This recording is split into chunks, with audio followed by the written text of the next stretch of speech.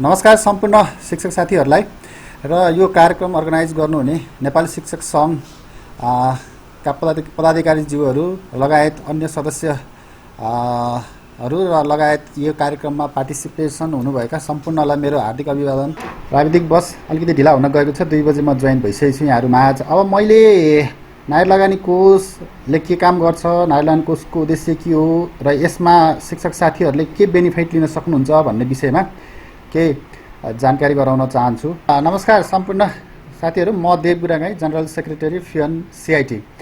अब सुरु गरौँ नागरिक लगानी कोषको बारेमा। नागरिक लगानी कोष चाहिँ एउटा आफ्नै छुट्टै ऐन, विशेष ऐन नागरिक लगानी कोष ऐन 2047 अनुसार 2047 साल चैत 4 गते यो स्थापना भएको हो र यो एक सार्वजनिक वित्तीय संस्था हो।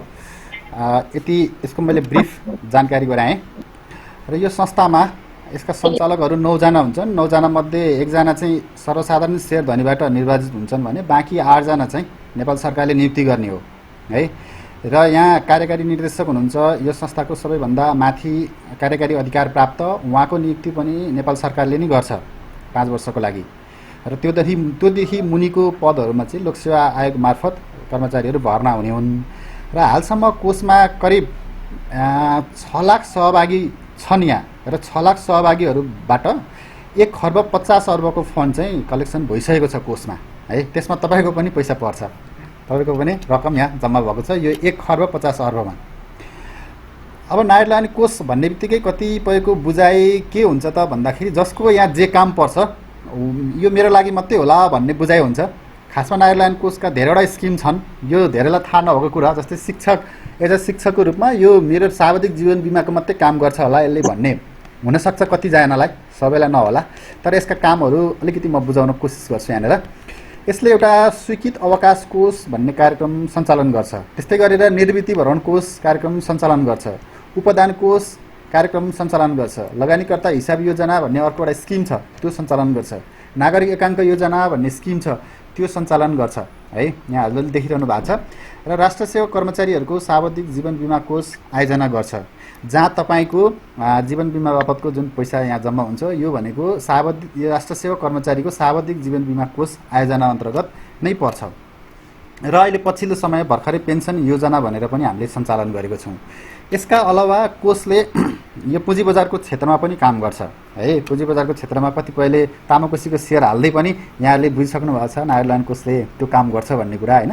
त्यो भनेको चाहिँ पुँजी बजारको क्षेत्रमा मर्चेन्ट ब्याङ्करको रूपमा काम गर्ने हो, बजार निर्माता भएर काम गर्छ र पुँजी बजारको विज्ञको रूपमा पनि काम गर्छ। कसैलाई पुँजी बजार सम्बन्धी सरसल्लाह दिनु पर्यो, कुनै निकायलाई, इभन सरकारलाई भने यसले त्यो काम पनि गर्छ है। यहाँहरू प्रश्न हुनुहुन्छ है नागरिक लगानी कोषको काम, यति धेरै काम छ हेर्नुहोस् त। अब म तपाईँहरूको स्पेसिफिक यहाँहरूको कुरामा जान्छु है। नागरिक लगानी कोषले सावधिक जीवन कोष योजना सञ्चालन गर्छ, जुन मैले अघि भने। त्यसभित्र को पर्नुहुन्छ, कस्तो टाइपका कर्मचारी पर्नुहुन्छ, राष्ट्रिय सेवा पर्नुहुन्छ भन्ने कुरा म यहाँ गर्छु। कोषले 2062 सालदेखि विभिन्न निकायका राष्ट्रिय सेवा कर्मचारीहरूको चाहिँ यो जीवन बिमाको सञ्चालन गर्दै आइरहेको छ, जसमा सबैभन्दा सुरुमा निजामती कर्मचारीहरूको सुरुवात गरिएको थियो 2062 सालमा। त्यसपछि 2064 सालदेखि शिक्षक, सामुदायिक विद्यालयका स्थायी शिक्षकहरू यो आयोजनामा जोडिनु भयो। त्यसपछि नेपाली सेना यानि कि सैनिक उहाँहरू जोडिनु भयो। त्यसपछि नेपाल प्रहरी जोडियो, नेपाल प्रहरीमा अर्को सशस्त्र प्रहरी पनि छ त्यो जोडियो। त्यसपछि राष्ट्रिय अनुसन्धान विभागका कर्मचारीहरू पनि यो स्किममा जोडिनु भयो। यसमा के हुन्छ त भन्दा शिक्षकहरूको जुन 64 साल साउन 1 गतेदेखि सामुदायिक विद्यालयका स्थायी शिक्षकहरू, यहाँ एउटा कुरा कन्फ्युज हुनसक्छ। शिक्षक भन्ने बित्तिकै विद्यालयमा स्थायी अस्थायी होइन विभिन्न प्रकृतिका शिक्षकहरू हुनुहुन्छ। उहाँहरूले सबैको यो सावधिक जीवन बिमा कोषमा पैसा काट्ने होइन। पहिला कन्फ्युजन भएर कतिपयले यो पैसा काट्नु भएको थियो र पछि बुझिसकेपछि फिर्ता पनि लानु भएको छ होइन। खासमा स्थायी शिक्षकहरूको मात्रै पैसा कटिने हो यो सावधिक जीवन बिमा कोष योजनामा। अब यो कटिने चाहिँ कसरी हुन्छ भने जब 64 सालदेखि सुरु भयो, सरहरूको तलबबाट 200 रुपियाँ कटिने र राज्यको तर्फबाट 200 रुपियाँ थप भएर 400 रुपियाँ जम्मा हुन्थ्यो है। यो कहिलेसम्म भन्दा 2075 साल असार मसान्तसम्म 400 रुपियाँ जम्मा हुँदै आयो मासिक रूपमा।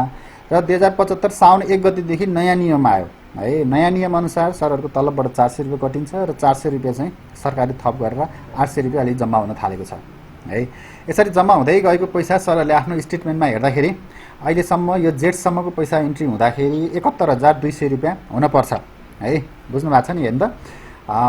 पहिला आर्थिक वर्षमा 4800 गर्दै आयो र 2075 साल असार पछाडि चाहिँ 2075 साल असार पछाडि यो 76 साल असार अन्तिमसम्म चाहिँ 9,600 यहाँदेखि सुरु भयो है। त्यसको मतलब 2075 साल साउन 1 गतेदेखि 9,600 रुपियाँ जम्मा हुन थालेको छ सरहरूको। त्यो गर्दाखेरि अहिलेसम्म करिब 71,200 रुपियाँ जम्मा भएको छ है। यो स्टेटमेन्ट हो। अब कतिपयले स्टेटमेन्ट कसरी हेर्ने भन्ने जिज्ञासा पनि हुन्छ। यो स्टेटमेन्ट पनि अनलाइनबाट यहाँहरूले हेर्न सक्नुहुन्छ। त्यसको लागि नागाल्यान्ड कोषको एउटा एउटा यो मोबाइल एप छ है, CIT मोबाइल एप है। यो CIT मोबाइल एप प्ले स्टोरमा गएर यहाँले डाउनलोड गर्नुहोस्। यो प्ले स्टोर भइहाल्यो। यो प्ले स्टोरमा तपाईँले सर्च गर्नुहोस् CIT मोबाइल एप, त्यसलाई डाउनलोड गर्नुहोस्। डाउनलोड गरेपछि यहाँ तपाईँले रजिस्टर गर्नुहोस्। त्यहाँ रजिस्टर गर्ने अप्सन छ। रजिस्टर गरिसकेपछि सरहरूको मोबाइल नम्बरमा कोषबाट एउटा पिन नम्बर जान्छ र त्यो पिन नम्बर राखेर यहाँले लगइन गरेर आफ्नो जम्मा भएको पैसा हेर्न सक्नुहुन्छ। कतिपयको पैसा छुटेको हुनसक्छ होइन। यो छुटको विषयमा अहिले भरे यहाँले क्वेसन पनि गर्नु होला। त्यो कसरी छुटेको पैसाहरूलाई इन्ट्री गराउने भन्ने विषयमा तपाईँहरूलाई बनाउला है। तर तपाईँले पहिला आफ्नो पैसा चाहिँ करिब टाइममा चेक गर्दै गर्नुपर्छ है त। ढुक्क विद्यालयले पठाइदियो इन्ट्री भइहाल्छ नि भनेर, अनिवार्य हो इन्ट्री भइहाल्छ नि भनेर ढुक्कले चाहिँ नबस्नु होला। किनभने टाइममा वर्षमा एकपल्ट 2 वर्षमा एकपल्ट यहाँले चेक गरिदिनु भयो भने तपाईँको हिसाब ठिक छ छैन भन्ने कुरा तपाईँ पनि कन्फर्म हुनुभयो। पछि रिटायर भइसकेपछि छुटेको कारणले गर्दा तपाईँको आफ्नो पैसा ल्याप्स पनि नहोस् है त। अब यो मैले अघि तपाईँलाई भनेको थिएँ 2075 साल साउन 1 गतेदेखि नयाँ व्यवस्था आएको छ यो सार्वजनिक जीवन बिमामा है। बजेट भाषण मार्फत यो नयाँ व्यवस्था सरकारले अनाउन्स गरेको छ। यो नयाँ व्यवस्था अनुसार चाहिँ के छ त भन्दाखेरि यो बिमा सुरु हुँदाखेरि पहिला यसलाई 20 वर्षको हुने भनियो है। र 75 साल साउन यतादेखि चाहिँ अब तपाईँहरूको उमेरसँग यसलाई टाइप गरिएको छ। यहाँहरूको उमेर 70 वर्षसम्म यो बिमालाई कन्टिन्यू गर्न सकिन्छ है, निरन्तरता दिन सकिन्छ। र यहाँहरूको रिटायरमेन्ट एज भनेको 60 वर्ष छ। 60 वर्षपछि तपाईँ रिटायर भएपछि पैसा फिर्ता पनि लिन सक्नुभयो, होइन कन्टिन्यू गर्न चाहन्छु भन्नुभयो भने 70 वर्षसम्म यहाँले कन्टिन्यू पनि गर्न सक्नुहुन्छ है त। त्यही कुरा यो हो। अब यस आयोजनामा सहभागी हुने सङ्ख्या चाहिँ के छ भन्दा सामुदायिक विद्यालयमा जति शिक्षक हुनुहुन्छ स्थायी शिक्षक सबैको अनिवार्य कट्टी हुने हुनाले उहाँ सबै शिक्षकहरू यस आयोजनामा समाहित हुनुहुन्छ। करिब मलाई लाग्छ यो फिगर 70-80 हजार कति हुनुहुन्छ। त्यो मलाई भन्दा तपाईँहरूलाई बढी थाहा हुन्छ है। अब म एउटा यो सार्वजनिक जीवन बिमा कोषमा समाहित हुँदाखेरि के फाइदा हुन्छ त एज अ शिक्षक तपाईँलाई आफ्नो पर्सनल्ली के बेनिफिट हुन्छ भन्ने कुरा यहाँ मैले यो स्लाइडमा तपाईँलाई देखाउँछु। तपाईँले आफूले योगदान गरेको जति रकम हुन्छ त्यति नै बराबरको रकम राज्यले थप दिने भयो। यदि यो हुँदैन थियो भने त तपाईँको 400 पनि कट्टी हुँदैन थियो, अर्को 400 रुपियाँ पनि तपाईँलाई आउँदैन थियो नि त। त्यो अर्को 400 रुपियाँ त फगटमा आयो यो कार्यक्रम भएकोले गर्दा। त्यही भएर एउटा बेनिफिट तपाईँलाई यो भयो। अर्को राष्ट्रको सेवा गरे बापत सेवामै रहँदा हुने जीवन जोखिमको यसले वहन गरिदिने भयो है। यो खासमा बिमा भनेको जीवनको जोखिमलाई कभर गर्ने हो। त्यो जोखिम चाहिँ यो स्किममा समाहित भएपछि कभर हुन्छ। यानि कि तपाईँ कार्यरत रहँदै सेवामा रहँदाखेरि मृत्यु भयो भने तपाईँको परिवारले क्षतिपूर्ति बापत तोकिएको रकम कोषबाट प्राप्त गर्नुहुन्छ है। नियममा तोकिएको कुरा कति छ के छ भन्ने कुरा तपाईँलाई मैले बताउँछु है त। अब अर्को छ अवकाश पश्चात एकमुष्ट रकम प्राप्त हुने हुँदा अवकाशपछिको आर्थिक जीवनमा पनि सहयोग पुग्ने भयो हैन त। अब अवकाश भइसकेपछि नियमित आउने जुन इन्कम छ त्यो त स्टप हुन्छ, यानि कि थोरै आउँछ एज अ पेन्सनको रूपमा भने तपाईँले यो कोषबाट रकम फिर्ता लिँदाखेरि एकमुष्ट रकम फिर्ता लिनुहुन्छ। त्यसले गर्दा तपाईँको आर्थिक जीवनमा सहयोग पुग्छ। यो तपाईँले बुझिहाल्नुभयो। सेवामा छँदै शिक्षकको निधन भएमा परिवारका सदस्यले तोकिएको रकम एकमुष्ट रूपमा फिर्ता पाउँछन् है। अब अर्को के छ भन्दा तपाईँ अवकाश पश्चातको बाँकी जीवन है, हामी 60 वर्षले अवकाश हुन्छौँ उमेरको हदले, त्यसपछि पनि बाँकी जीवन चाहिँ यो रिस्क कभरेज गर्न चाहन्छु भनेर भन्नुभयो भने तपाईँले 70 वर्षसम्म यो बिमालाई कन्टिन्यू गर्न सक्नुहुन्छ है। त्यो व्यवस्था चाहिँ अस्ति भर्खरै मैले भने नि 75 साल साउनदेखि यता आएको यो नयाँ व्यवस्था हो। पहिला यो थिएन। 60 वर्ष उमेरले अवकाश भइसकेपछि अथवा कुनै कारणले तपाईँ अवकाश भइसकेपछि सबै फिर्ता लिनु पर्थ्यो, यो बिमा कोष योजना खाता क्लोजै गर्नु पर्थ्यो भने अब यो 70 वर्षसम्म तपाईँले क्लोज नगर्दा पनि त्यहाँबाट पाउने सुविधा पाउन सक्नु हुने भयो। अब नि त्यसपछि यहाँ मैले भनेको थिएँ शिक्षक सेवामै छँदा निधन भएमा परिवारका सदस्यले तोकिएको रकम एकमुष्ट पाउने भनेको तोकिएको रकम कति हो भन्ने कुरा धेरै जिज्ञासा हुनसक्छ है। यो चाहिँ के छ भने सरहरूले अब के अरे सेवामै हुँदाखेरि कुनै शिक्षकको निधन भएको खण्डमा यो 75 साल साउन 1 गतेदेखि यता कोषमा सरकारको जति जम्मा हुन्छ रकम त्यसमा ब्याज थपेर कोषले फिर्ता दिने भयो र त्यसपछि यो राष्ट्रिय बीमा संस्थानले जुन नियममा भनेअनुसार 2 लाख रुपियाँ राष्ट्रिय बीमा संस्थानले तपाईँहरूलाई दिन्छ। यो रकम करिब करिब सबै जोड्दाखेरि तपाईँहरूको झन्डै 3 लाख रुपियाँ हुन आउँछ है त, कुरो बुझ्नुभयो होला। किनभने यो 75 साल साउन 1 गतेदेखि त यो डबल गरिएको हो, पहिला 1 लाखको थियो है, अहिले डबल गरिएको 2 लाख हो। यो 2 लाख भनेको चाहिँ कुनै शिक्षकको सेवामै निधन भएमा 2 लाख रुपियाँ प्राप्त गर्ने। 2 लाख रुपियाँ तपाईँले हार्ड क्यास पाउनुभयो बीमा संस्थान मार्फत र तपाईँको आफ्नो जति जम्मा भएको छ त्यसमा ब्याज सहित थपेर चाहिँ नागरिक कोषबाट फिर्ता पाउनुभयो। यसरी फिर्ता पाउँदाखेरि 2 लाख होइन त्योभन्दा बढी हुन्छ, करिब करिब झन्डै 3 लाख रुपियाँ हुन्छ होइन त। यो कुरा बुझ्नुभयो होला। अब तपाईँहरूलाई धेरैलाई थाहा भइसकेको छ, पहिला 200 रुपियाँ पठाउनुहुन्थ्यो, 75 साल साउन 1 गतेदेखि 400 रुपियाँ आफ्नो तलबबाट काट्नुहुन्छ र 400 रुपियाँ गभर्मेन्टले थपिदिन्छ, 800 रुपियाँ यहाँले पठाउनुहुन्छ है। त्यो पठाएको रकमलाई हामी बिमा प्रिमियम भन्छौँ है र कोषले तोकेको ब्याङ्क खातामा यहाँले जम्मा गरिदिनुपर्छ। यो कहिलेकाहीँ के हुँदो रहेछ भने हाम्रो नागरिक कोषको विभिन्न ब्याङ्कहरू, विभिन्न भन्नाले यहाँले धेरै प्रयोग गर्ने भनेको वाणिज्य ब्याङ्क र नेपाल ब्याङ्क नै हो।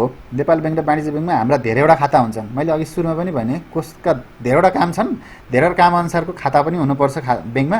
नागरिक कोष भन्ने बित्तिकै जुन निर्दिष्ट खातामा जम्मा गर्नुपर्ने त्यो नभएर अर्को खातामा जम्मा भएर पछि हामीलाई पनि ब्याङ्क रिकन्साइल गर्न झन्झट, यहाँलाई पनि त्यो हिसाब मिलाउन र आफ्नो पैसा छुट्ने सम्भावना ज्यादा हुने भएकोले गर्दा मैले यसै कार्यक्रम मार्फत के अनुरोध गर्छु यहाँहरूलाई भने नाला कोषमा जम्मा गर्ने मात्रै भन्नुभयो भने अब त्यहाँको ब्याङ्कको स्टाफले मानिलियो तपाईँलाई यो सैनिकको खाता दियो रे एकछिनको लागि है।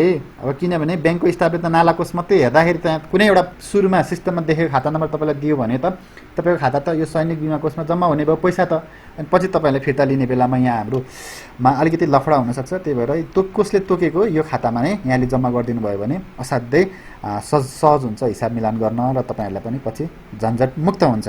म यही अनुरोध गर्न चाहे। त्यस्तै गरेर नेपाल ब्याङ्क लिमिटेडमा पनि हाम्रा कोषका यी खाता छन्, यो कार्यक्रमै पछिका खाता हुन्छन्। यो सरले शिक्षक बिमा कोष आयोजनाको यो खातामा जम्मा गरिदिनु भयो भने तपाईँहरूलाई केही पनि झन्झट पनि भएन। यदि जम्मा गरिरहनु भएको शिक्षकलाई ठिक छ र कसैलाई कन्फ्युज छ भने यो कुरा यहाँले नोट गर्न सक्नुहुन्छ है त। अब यहाँनिर पहिला यो नयाँ नियम आउने बित्तिकै धेरै शिक्षकहरू कन्फ्युज हुनुभयो। हामीले पनि धेरै पटक सूचना निकाल्यौँ। यो 9,600 नपुग्दाखेरि के हुने, 9,600 रुपियाँ खल्तीबाटै हाल्नुपर्ने, यस्ता कुराहरूमा धेरै कन्फ्युजन हुनुभएको थियो। अहिले त सबै शिक्षकको यो समय त आइसकेपछि 9,600 रुपियाँ खातामा जम्मा भइसकेपछि समस्या भएन होइन त। अब यो नयाँ व्यवस्था अनुसार चाहिँ खासमा यो बिमाको पोलिसी चाहिँ बीमा संस्थानले बिमाको पोलिसी अनुसार 9,600 रुपियाँ यो प्रिमियम हो, त्यति पुग्नुपर्छ, त्यति पुगेपछि मात्रै यो बिमाको लागि इलिजिबल हुन्छ भन्ने कुरा भएको भएर त्यति बेला त्यो सूचना गरिएको हो र त्यति बेला तत्कालै त्यो 9,600 पुर्याएर 7 दिनभित्र कोषको कार्यालयमा दाखिला गर्नुपर्छ, कोषको खातामा दाखिला गर्नुपर्छ भन्दाखेरि आफैले खल्तीबाट नै हाल्नुपर्छ भन्ने कुरा आएको थियो। अहिले यो कन्फ्युजन छैन, अहिले समय घर्केर यहाँसम्म आइपुगेको छ। अहिले सबैको खातामा 9,600 रुपियाँ जम्मा भएको छ। खैर पछि नियुक्ति हुने 1 वर्ष नपुगे 1 वर्षभित्रै नियुक्ति हुनुभएको शिक्षकहरूमा यो समस्या अझै पनि हुनसक्छ। पछि क्वेसन आउला, त्यसमा म त्यति बेला तपाईँहरूलाई क्लियर गरिदिन्छु है त। अब यो अहिले यस्तो छ, यो प्रिमियम निर्धारण कसरी हुन्छ भन्ने जिज्ञासा पनि हुनसक्छ तपाईँलाई। मैले भने नि यो 75 साल साउन 1 गतेदेखि नयाँ नियम नयाँ व्यवस्था अनुसार शिक्षकहरूको उमेर समूह अनुसार प्रिमियम निर्धारण गर्नुपर्छ भन्ने जुन नियम आएको छ त्यो अनुसार प्रिमियम निर्धारण गर्दाखेरि चाहिँ यस्तो हुने भयो।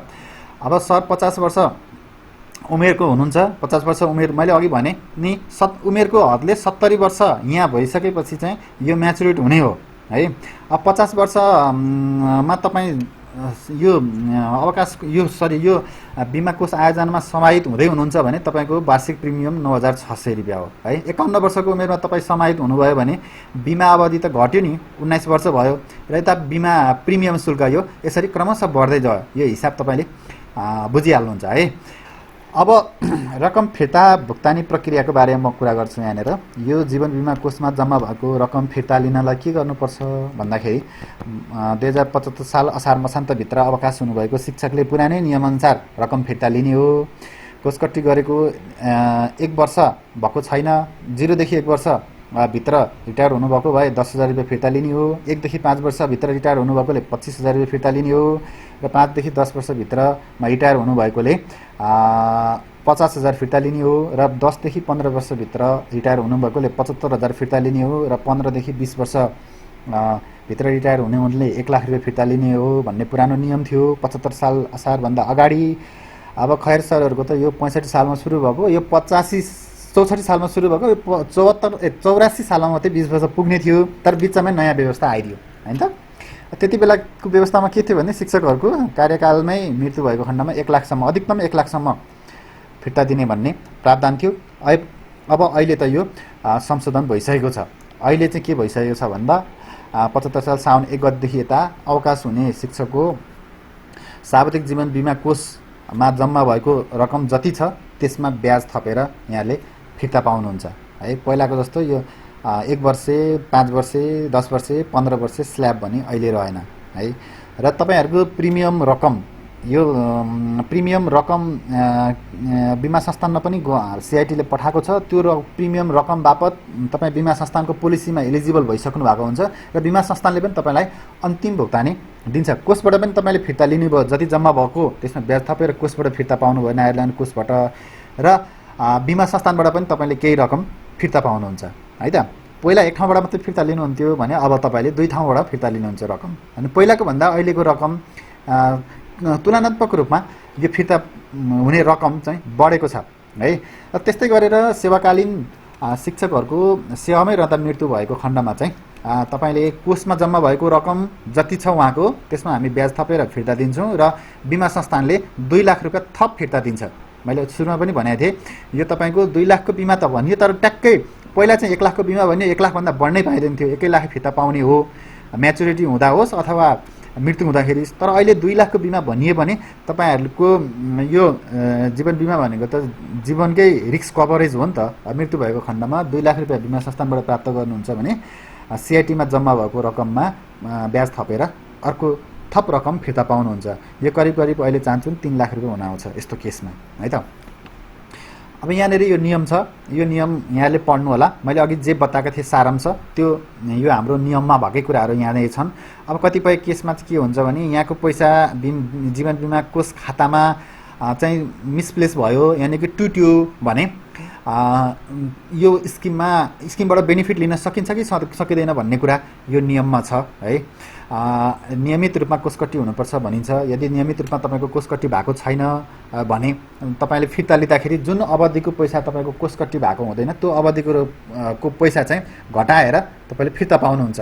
त्यही कुरा यहाँनिर यो प्याराग्राफमा लेखिएको छ है त सर। अगाडि बढौँ।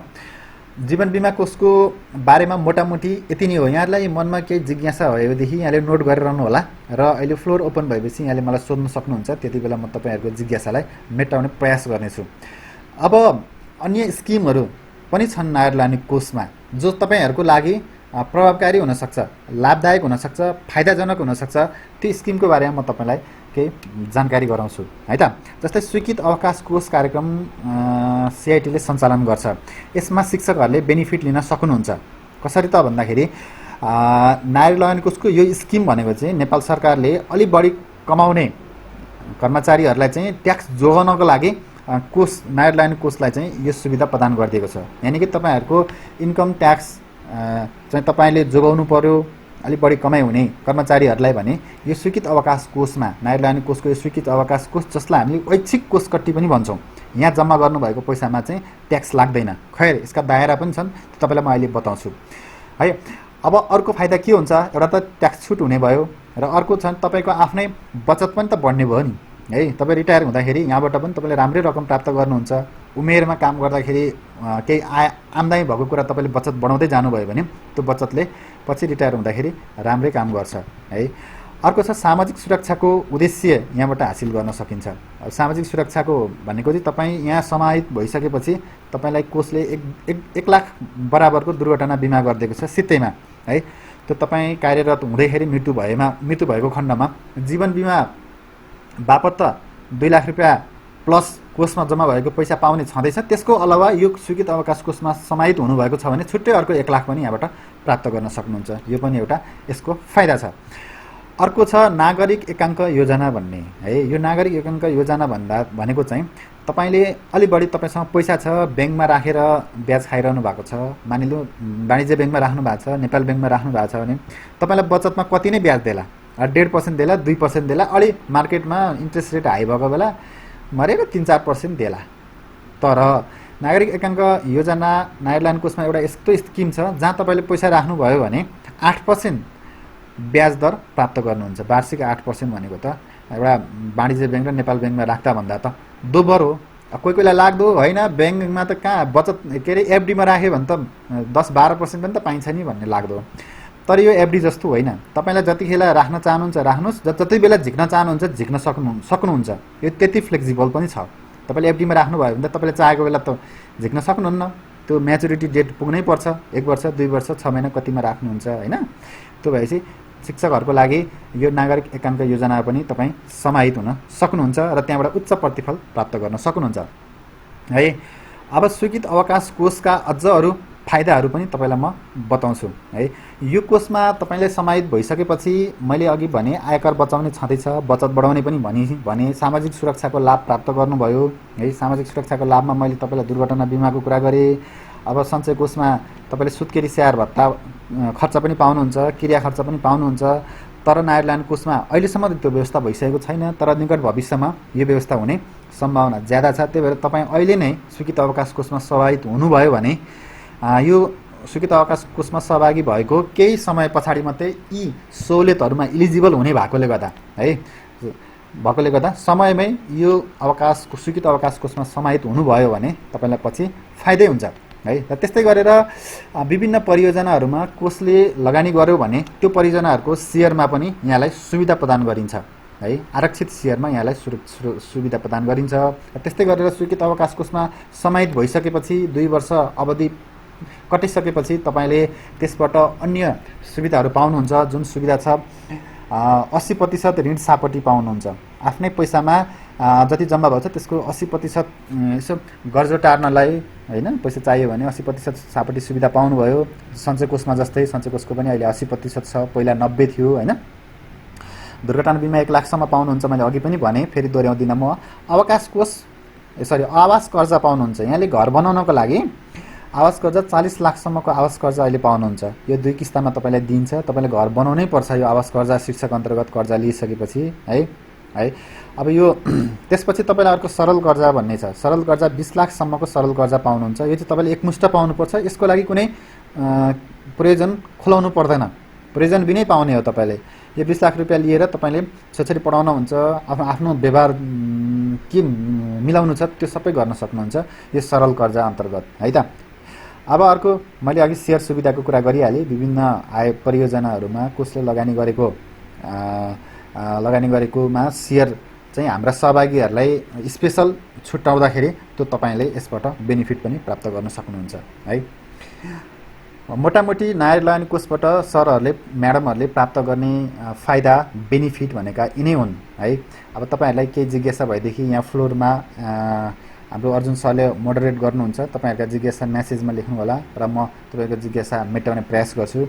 र तपाईँलाई यो भन्दै गर्दाखेरि अब यो सँगै गरौँ अथवा केही ब्रेक गरेर गरौँ, अर्जुन सरले मलाई सजेस्ट गर्नु होला। तपाईँलाई यो इन्कम ट्याक्स जुन नागरिक कोषमा को ऐच्छिक नागरिक कोष कट्टी गर्दाखेरि पाइन्छ भन्ने कुरा मैले अघि गरेँ। त्यसबाट कन्टिन्यू गरौँ है। ठिक छ। अब म के भन्छु भने तपाईँहरूलाई यो आयकरको गणना गर्दाखेरि सर म्याडमहरूको स्कुलमा त कुनै सिए हुँदैन है, चार्टर्ड एकाउन्टेन्ट त हुँदैन, लेखा अधिकृत पनि नहोला सबै स्कुलमा साध्य हुँदैन। अब हेडमास्टरले नि जेन तेन गर्नुपर्ने हुन्छ यो ट्याक्सको गणना है। यो ट्याक्सको गणनामा धेरै विद्यालयमा धेरै शिक्षकहरू अल्मलिरहेको मैले पनि बुझेको छु है। किनभने यो ट्याक्सका नियमहरू हरेक आर्थिक वर्षमा हरेक बजेट भाषण आउँदाखेरि तलमाथि भइ पनि रहेका हुन्छन् हैन त। हामीले एउटा मोडालिटीमा तयार गरिरहेका हुन्छौँ अनि ठ्याक्कै बिचमा बजेट भाषण आउँदाखेरि ठ्याक्कै चेन्ज हुँदाखेरि अल्मलिन्छौँ। कतिपय केसमा यो छुटका सुविधाहरू, ट्याक्समा छुट पनि हुन्छ, छुटका सुविधाहरूमा कतिपय अल्मलिरहेका हुन्छौँ। अब त्यो अहिले एक्जिस्टिङ ट्याक्सको नियम के छ र कसरी तपाईँले यो ट्याक्सको गणना गर्ने र नायर लगानी कोषमा ट्याक्स सेभ चाहिँ कसरी गर्ने भन्ने कुरा तपाईँलाई म यहाँ बताउँछु है। यसको लागि म अर्को एउटा एक्सेल सिट यहाँहरूलाई सेयर गर्छु, एकछिन धेरै गरिदिनु होला है त। ल यो हेर्नुहोस् त, यो ट्याक्स क्यालकुलेटर भन्ने छ, यो मैले आफै तयार गरेको ट्याक्स क्यालकुलेटर हो है। म पनि पहिला यो इन्कम ट्याक्समा खुबै अल्मलिन्थेँ, कहिले के भने कहिले के भने होइन। अब म तपाईँहरूलाई यहाँनिर स्पष्ट पार्छु। हाम्रो हातका 5वटा अम्ला छन्। 5वटा अम्लामा पहिलो अम्लो तपाईँ लिनुहोस्। यसमा तपाईँले कुल आम्दानी कति हो त तपाईँको 1 वर्षभित्रमा? तपाईँ पेसागत र पेसाले शिक्षक हुनुहुन्छ, शिक्षक भएको नाताले तपाईँले आम्दानी गर्ने 1 वर्षभित्रको आम्दानी कति हो त्यो तपाईँले यहाँनिर आम्दानी यहाँनिर टोटल निकाल्नुहोस् है। तपाईँको स्यालेरी हुन्छ, ग्रेड हुन्छ, पिएफ एडिसन हुन्छ। यो पिएफ एडिसन भनेको चाहिँ 10% त तपाईँको तलबबाटै काटिने, 10% त राज्यले थपिदिन्छ नि। थपिदिएको पनि तपाईँको आफ्नो आम्दानी भयो होइन। तपाईँको फिल्ड भत्ता होला, काज भत्ता होला, युनिफर्मको हुन्छ है, दसैँ भत्ता हुन्छ। अब एडिसनल अरू केही हुनसक्छ तपाईँको आम्दानी। जस्तै यो 4800 भनेको बिमा बाबतको 1 वर्षमा 4800 पनि त राज्यले तपाईँलाई थपिदिन्छ नि। त्यो पनि तपाईँले आफ्नो इन्कमभित्र जोड्ने हो है। अब तपाईँका अन्य के हुनसक्छन् आम्दानीका स्रोतहरू, ती सबै तपाईँले यहाँनिर राखेर टोटल निकाल्नुहोस् है। यो टोटल इन्कम पहिलो 5वटा अम्लाको पहिलो अम्लो भनेको तपाईँको कुल आम्दानी, यो तपाईँले बुझ्नुपर्छ। त्यसपछि आम्दानीमा घटाउन मिल्ने सुविधा, घटाउन मिल्ने कुराहरू के दिएको छ राज्यले, दोस्रो नम्बरमा त्यो विचार गर्नुहोस्। त्यो हेर्नुहोस्, दोस्रो अम्लो तपाईँको राज्यले दिएको यो तपाईँको कुल आम्दानीमा के घटाउन पाइन्छ त, त्यो कुरो हेर्ने हो है। अब राज्यले के भन्दैछ भन्दा अवकाश कोषमा जम्मा भएको रकममा ट्याक्स लाग्दैन भनिदिएको छ है। इन्कम ट्याक्स लाग्दैन भनेको छ। इन्कम ट्याक्स गणना गर्दाखेरि सर म्याडमहरूले चाहिँ के सोचिदिनुहुन्छ भने यो अब विद्यालयले काटेर पठाइदिने हो, यसमा के टाउको दुखाउनु हो भन्ने कुरा सम्झिनुहुन्छ, सोच्नुहुन्छ। त्यसो नगर्नु होला। कहिले यो जुन क्यालकुलेटर छ यो तपाईँहरूलाई म प्रोभाइड गरौँला। तपाईँले आफै पनि कमसेकम यसो एकछिन समय ल्याएर मेरो कति हुँदो रहेछ टोटल वर्षभरिको आम्दानी, कति ट्याक्स मैले बचाउन सक्दो रहेछु होइन भन्ने कुरा तपाईँले आफूले पनि क्यालकुलेसन गर्नुहोस्। त्यही अनुसार विद्यालयलाई पनि, विद्यालय जसले यो क्यालकुलेसन गर्नुहुन्छ उहाँले पनि त्यो गरिदिनु होला है। हच्चाको भरमा ट्याक्स काटिँदाखेरि कहिलेकाहीँ आफूले सेभ हुने कुरा पनि गभर्मेन्टलाई तिरिरहेको हुन्छ क्या, फगटमा तिरिरहेको हुन्छ, पछि पश्चाताप हुन्छ। त्यही भएर मैले भने 5वटा अम्ला हातका विचार गर्नुहोस्। पहिलो भनेको टोटल इन्कम है। टोटल इन्कम भनेको यहाँले वर्षभरिमा जति इन्कम गर्नुहुन्छ एक आर्थिक वर्षमा, स्यालेरी, ग्रेड, पिएफ, अलोवेन्स होइन, काज भत्ता, युनिफर्म, दसैँ, एडिसन यो 4800 बुझ्नुभयो यहाँले। बिमा बापतको जुन राज्यले थपिदिन्छ नि, लन्च, बोनस, ओटी। अब होम लिभ यहाँहरूको हुँदैन भन्ने कुरा मैले बुझाएको थिएँ होइन अघिल्लो सेसनमा। होम लिभ यो निजामती कर्मचारीदेखि लिएर हाम्रो पनि हुन्छ, त्यही भएर मैले यहाँ होम लिभ राखेको छ। यही खैर तपाईँहरूको अरू अन्य केही हुन्छ भने त्यो सबै राखेर टोटल इन्कम निकाल्नु होला। र त्यसपछि दोस्रो अम्लो यहाँहरूको के छ भने आम्दानी, टोटल आम्दानीमा घटाउन पाउने सुविधा के दिएको छ त राज्यले बजेट भाषण मार्फत अथवा आयकर ऐन 2058 र आयकर नियमावली अनुसार के सुविधा दिएको छ घटाउन मिल्ने इन्कममा, त्यो हेर्नुपर्छ है। राज्यले के भनिदिएको छ भने अवकाश कोषमा जम्मा भएको रकममा ट्याक्स लाग्दैन भनिदिएको छ है। त्यसमा पनि दायरा छ। अवकाश कोषमा कति रकम जम्मा भयो भने चाहिँ ट्याक्स लाग्दैन त भन्ने क्वेसन उब्जिन्छ है। तपाईँको टोटल इन्कमको 33%, 1/3 भन्छौँ जसलाई हामी, र 3 लाख रुपियाँ जुन कम हुन्छ त्यति रकम चाहिँ अवकाश कोषमा जम्मा भएको खण्डमा ट्याक्स लाग्दैन भन्नेको छ है। बुझ्नुभयो नि।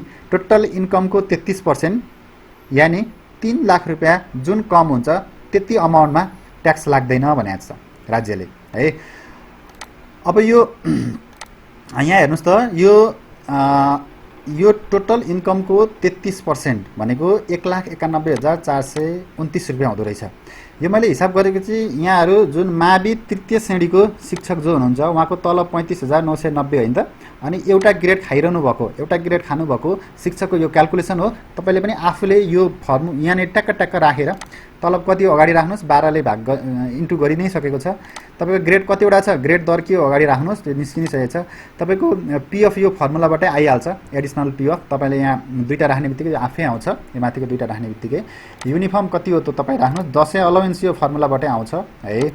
र एडिसनल 4800 यो बिमाको यो भइहाल्यो। यो गरेपछि तपाईँको टोटल आउँछ। अब 1/3 यति हुँदो रहेछ है। 1/3 तपाईँको 91,429 रुपियाँ हुँदो रहेछ यो स्वीकृत अवकाश कोषमा जम्मा गर्ने रकम।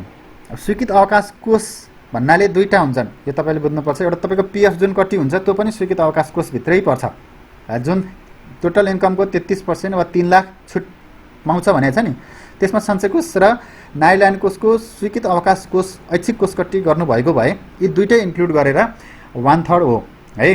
अब तपाईँको त सञ्चय कोष त फिक्स नै छ, यो 89,256 रुपियाँ सञ्चय कोष जम्मा हुन्छ, ठिक छ। अब तपाईँको 1/3 टोटल इन्कमको 1/3 हिसाब गर्दाखेरि यति हुन्थ्यो। तपाईँलाई सिआइटी जम्मा गर्न मिल्ने त अझै यति छ नि त, 1,02,173 रुपियाँ जम्मा छ। अब यो जम्मा गर्न मिल्ने, यसलाई 12ले भाग गरेर महिनाको कति सिआइटी कोष कट्टी गर्ने त्यो तपाईँले हिसाब गरेर कोष कट्टी गर्न सक्नुहुन्छ है त।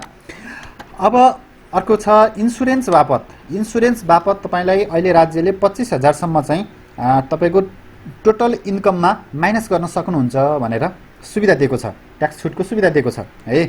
25,000 सम्म तपाईँले टोटल आफ्नो इन्सुरेन्समा घटाउन सक्नुहुन्छ। तपाईँको फिक्स इन्सुरेन्स छ वर्षको 9,600 रुपियाँ, जुन सावधिक जीवन बिमा कोष अन्तर्गत कट्टी हुन्छ।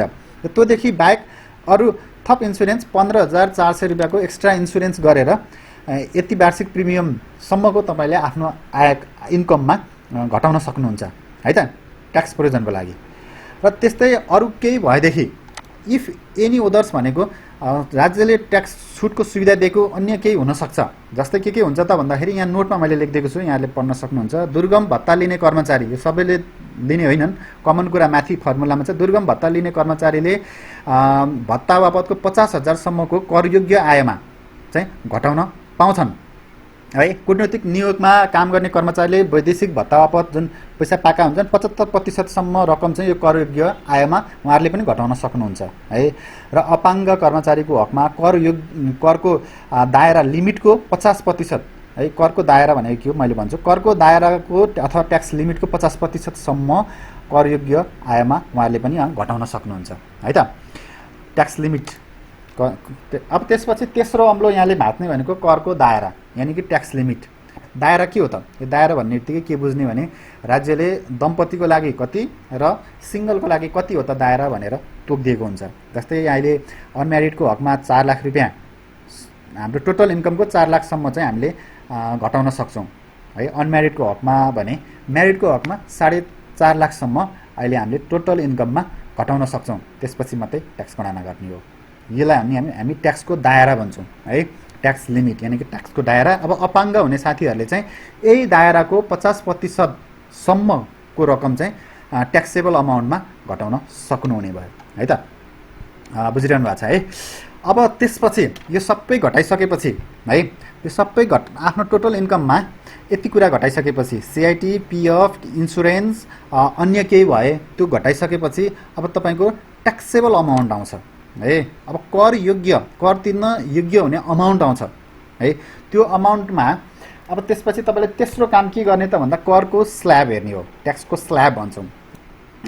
ट्याक्सेबल अमाउन्ट जुन हजुरको यो निस्किन्छ 4,65,832 रुपियाँ यहाँ निस्क्यो। अब दम्पति अथवा म्यारिड टिचरको हकमा राज्यले तोकिदिएको ट्याक्स लिमिट भनेको 4.5 लाख रुपियाँ हो होइन त।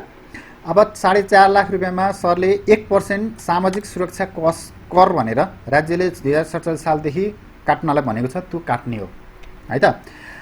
तपाईँले अब 4,50,000 को 1% सामाजिक सुरक्षा कोष काट्दाखेरि यो 4,500 रुपियाँ कट्टी भयो है। त्यसपछि त्योभन्दा माथिको आयमा 4,50,000 भन्दा माथिको आय 1 लाख ज्यादा भयो भने राज्यले 10% ट्याक्स काट्नुहोस् भनेको छ है। अब यही एक्जाम्पलमा हेर्नु सरहरूको, यो 4,65,000 मा 4,50,000 भन्दा यो करिब कति हजार बढी भयो, 15,000 जति बढी देखियो नि होइन। यो 15,000 मा चाहिँ 10% ट्याक्स हान्नु पर्यो है। यो फर्मुलाबाटै निस्किन्छ, 10% ट्याक्स हान्दाखेरि 1,583 रुपियाँ चाहिँ पहिलो स्ल्याबमा तपाईँ पर्नुभयो, यसलाई हामी ट्याक्सको स्ल्याब भन्छौँ है। अब त्यो पहिलो स्ल्याब 1 लाखभन्दा माथि अन्य अरू 2 लाख रुपियाँ ज्यादा भयो भने चाहिँ राज्यले 20% ट्याक्स असुल्नु भनेको छ है। त्यो दोस्रो स्ल्याबमा तपाईँ पर्नुहुन्छ है। त्यसै गरेर अब अर्को तेस्रो स्ल्याबमा जहाँ तपाईँलाई 12,50,000 माथि भयो भने इन्कम है, तपाईँ तेस्रो स्ल्याबमा पर्नुहुन्छ। त्यो अमाउन्टमा 30% ट्याक्स डिडक्ट गर्ने हो, घटाउने हो। र त्यस्तै गरेर 20 लाखभन्दा माथिको इन्कममा चाहिँ 36% ट्याक्स लाग्छ अहिलेको एक्जिस्टिङ ट्याक्स ल नियमअनुसार है। अब यो सबै क्यालकुलेसन गरेपछि टोटल पेएबल ट्याक्स तपाईँको यहाँ फर्मुलाबाटै निस्किहाल्छ है। 6,083 रुपियाँ तपाईँको टोटल पेएबल ट्याक्स भयो है। अब यो तपाईँले खुद कर कार्यालयमा दाखिला गर्ने ट्याक्स अमाउन्ट भयो। यसपछि पनि केही छुटको कुरा दिएको छ राज्यले है। दुईटा छुटको कुरा छ यहाँ। एउटा 10% डिस्काउन्ट यो जो तलबी महिला कर्मचारी हुन्छ, जो तलबी महिला कर्मचारी भनिएको छ नियममा। तलबीको अर्थ र व्याख्या यो कानुनले गर्ला है। तलबी महिला कोहीले यसको व्याख्या कसरी पनि गर्ने गरेका छन् भने यो अनम्यारिड महिला चाहिँ मात्रै तलबी हुन्छ, म्यारिड भएपछि उसको श्रीमानमा पनि डिपेन्डेन्ट हुने भएकोले गर्दा उसको तलब मात्रै डिपेन्डेन्ट होइन भनेर व्याख्या पनि गरेका छन्। उहाँहरूलाई 10% चाहिँ यो ट्याक्सेबल अमाउन्टमा 10% डिस्काउन्ट दिनपर्छ है त।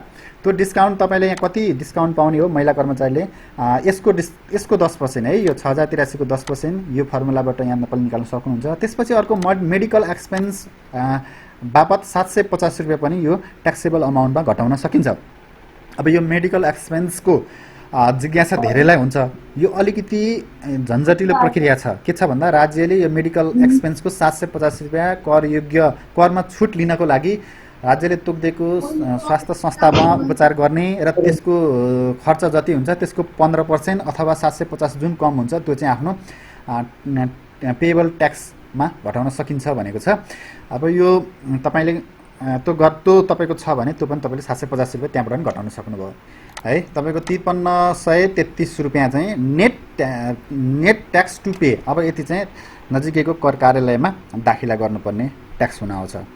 मोटामोटी इन्कम ट्याक्स, यो इन्कम ट्याक्स चाहिँ तपाईँहरू शिक्षक जो हेडमास्टर हुनुहुन्छ उहाँहरूले त गणना गरिदिनै पर्छ सबैको र हरेक आर्थिक वर्षमा दाखिला गर्नै पर्छ। तर शिक्षक व्यक्ति आफूले पनि यो गर्नुहोस्। यो गरेर तपाईँले अब यहाँ म अलिकति भन्छु, अब नायर लगानी कोषमा जम्मा गर्ने रकम त मैले अघि यहाँनिर 1/3 अथवा 3 लाख जुन कम हुन्छ त्यो अनुसार यहाँ हिसाब गरेर जम्मा गर्नुहोस् त भने।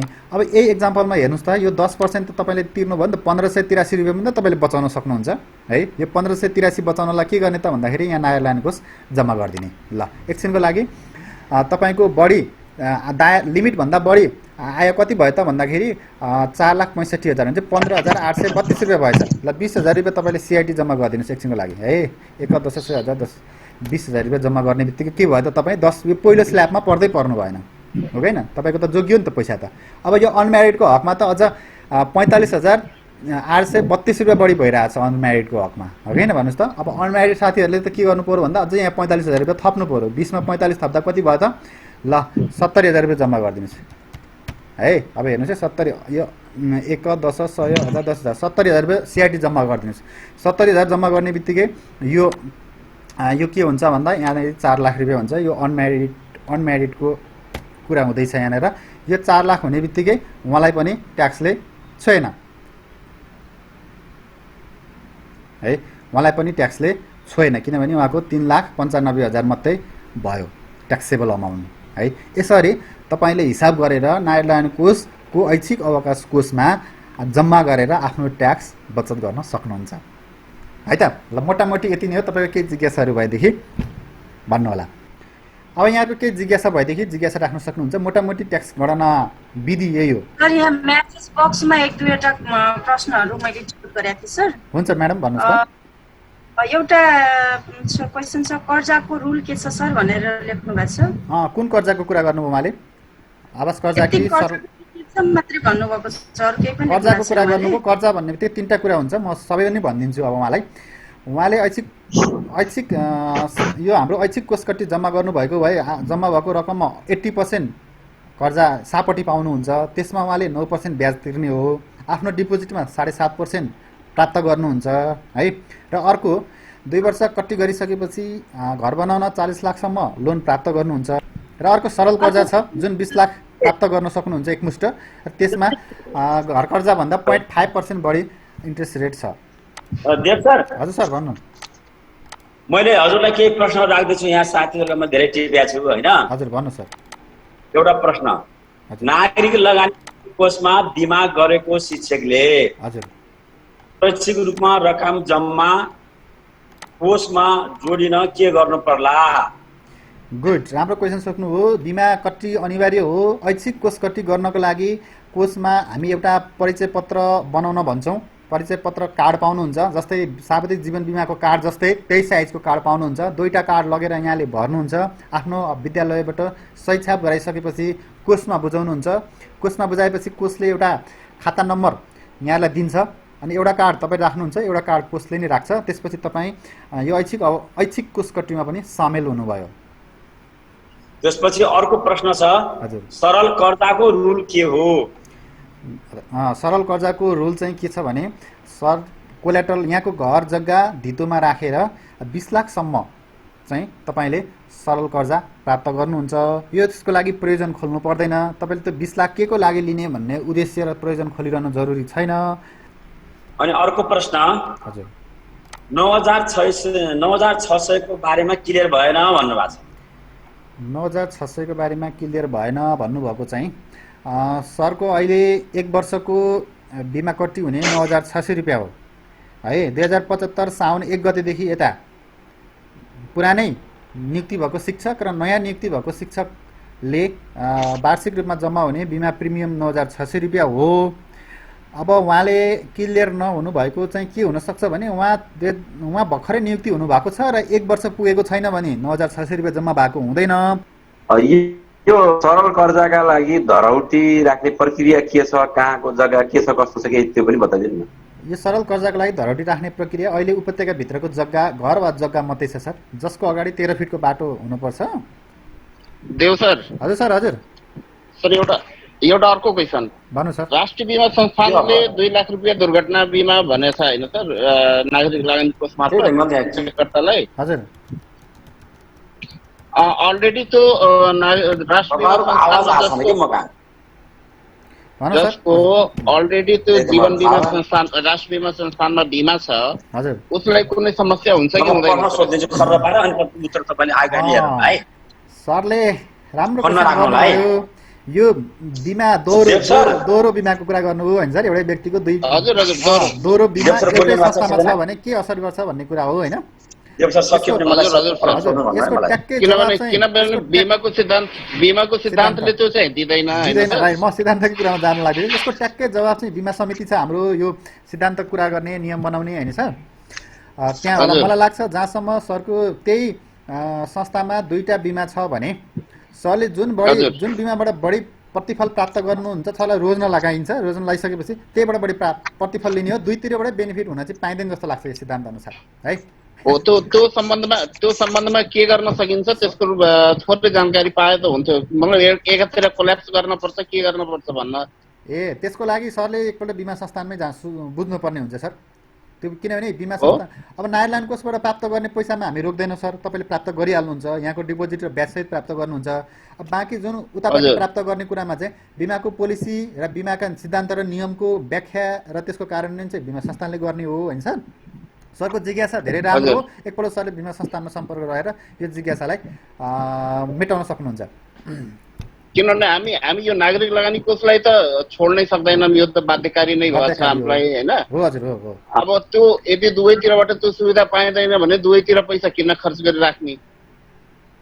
फेरि यस्तो हो सर, यी दुईटैलाई थप्न दुईटैलाई समायोजन गर्न सकिन्छ। मैले एउटा कुरा जोडेँ सर नायरल्यान्ड कोषमा यो बाध्यकारी हो। सरले यहाँ पैसा पठाइरहँदाखेरि यही पैसा त्यहाँ जाने हो, अर्को बिमा पोलिसी बन्ने हो सर। सरले त्यो दोस्रो पहिलो गर्नुभएको आफूले आफ्नो खुसीले गर्नुभएको छँदैछ, तर जुन दोस्रो सार्वजनिक जीवन बिमा कोष मार्फत पठाएको रकम जुन बिमा हुन्छ नि त्यो सरले रोक्न सक्नु भएन त्यहाँ पनि होइन।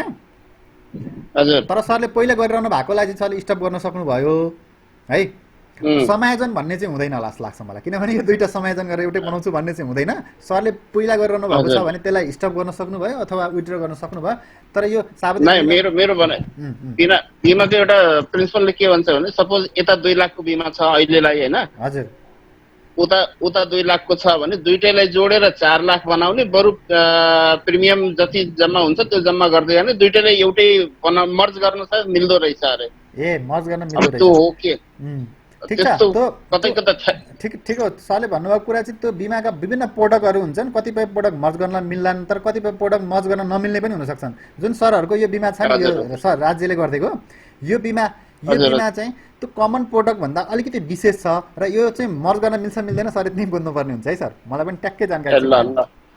यो जुन ट्याक्स क्याल्कुलेटर छ नि सर, जुन ट्याक्स क्याल्कुलेटर छ नि सर, हजुर सर, हजुर, त्यो ट्याक्स क्याल्कुलेटर मैले मेलमा चाहेँ है सर। सरलाई मैले त्यो ट्याक्स क्याल्कुलेटर यो मेरो म्यासेजमा हेर्नुहोस् त सर, यो devguragain.blogspot.com बाट सरले डाउनलोड गर्न सक्नुहुन्छ, त्यहाँ मैले राखेको छु, यो मेरो वेबसाइट हो है देव सर। हजुर सर, हजुर, त्यहाँबाट डाउनलोड गर्नु है सर। देव सर प्रश्न कर्म छ है। हजुर सर। अनि स्वैच्छिक कोष कट्टी गर्नका लागि नगद बिमा गरेको शिक्षकले के प्रक्रिया अपनाउनु पर्ला भन्नुभएको छ। ऐच्छिक कोष कट्टी र बिमा फरक कुरा हुन्। यो सरले बिमासँग जोडेर हेर्नुभयो, बिमा तपाईँको अनिवार्य भइहाल्यो। ऐच्छिक कोष कट्टी गर्नको लागि खास केही गर्नु पर्दैन, तपाईँ जहाँसुकैको जागिरी भइसकेपछि कोषमा आउने एउटा कार्ड बनाउने र जसरी तपाईँले बिमाको पैसा ब्याङ्क भौचर र फाँटबारी पठाउनुहुन्छ त्यसै गरेर ऐच्छिक कोष कट्टीको पनि तोकिएको ब्याङ्क खातामा जम्मा गर्ने र ब्याङ्क भौचर र फाँटबारी कोषमा पठाउने हो सर, अनि तपाईँको पैसा हामी कहाँ जम्मा हुन्छ। सेन्चुरी बैंकमा पैसा जम्मा गरेको छ हुन्छ कि हुँदैन लेख्नु भएको छ। सेन्चुरी बैंकमा पैसा जम्मा गर्नुभएको छ भने मलाई लाग्छ अवकाश कोषको खाता त्यहाँ पनि होला, अवकाश कोषकै खातामा जम्मा गर्नुभएको भए हुन्छ। नभए मैले अघि त सरकारी ब्याङ्क दुईटा देखाएको थिएँ नि हजुरलाई, एउटा वाणिज्य ब्याङ्क र नेपाल ब्याङ्क, त्यो खातामा जम्मा गर्नु, त्यहाँनिर विभिन्न स्किमका खाताहरू छन्, त्यहाँ जम्मा गर्नु भए पनि भयो। सेन्चुरी ब्याङ्क प्राइभेटमा पनि हाम्रा खाता हुन्छन् होइन, उहाँले बुझेरै जम्मा गर्नुभएको होला, हुन्छ। सरल कर्जाका लागि धरोटी बाबत के राख्नुपर्छ, प्रक्रिया के हो? धरोटी बापत यहाँले घर वा जग्गा राख्ने हो, उपत्यकाभित्रको हुनुपर्छ सर, त्यो मैले अघि पनि भनेको छु। ए ल ठिक छ।